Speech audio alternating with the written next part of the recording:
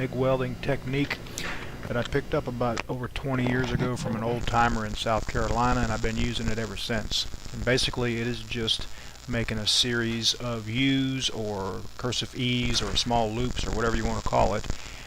In your mind's eye, you just try to make the same distance loop every time. And on a lap joint, you watch the top of the puddle or the side of the puddle that the edge of the metal is on, and you just kind of use it for a guideline and just barely let the puddle nip that corner just a little bit, and that'll give you a nice straight border on your weld and a better looking weld, because you won't be melting all that corner in and putting extra metal in to the weld size. Alright, the technique looks something like this. You need to kind of in your mind's eye intentionally loop the same distance each time. Alright, that was left to right. That was kind of pulling the puddle. This is going to be kind of pushing it a little bit. You can't see the puddle very well, but I just wanted to show you that there's not a lot of difference in the final result. Pushing, pulling, as long as you don't get carried away with the gun angle, and as long as your stick out's good and your heat's good, you can make either one work. Been a lot of argument over pushing and pulling. They both work.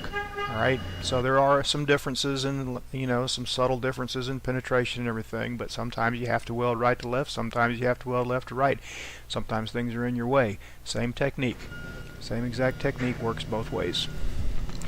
There's a T-joint. I'm going to do the same thing here. Now you'll notice here the stick out's a little long. That's because I was trying to weld around a camera and I couldn't really see it that well.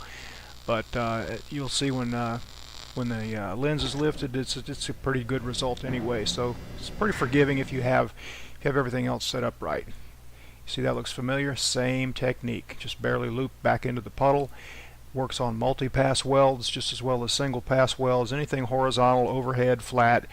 Another little tip for you: if you want to pick up your travel speed, don't overlap into the puddle, and just pause slightly at the top and make a series of U's, not overlapping into the puddle at all, and then you'll actually pick up your travel speed by about 50%. This particular part, sometimes I do about 20 of them, and they're about 1 inch steel welded, a 1/4 inch tubing, 18 inches long by about 4 inches, and I got to weld them all the way around.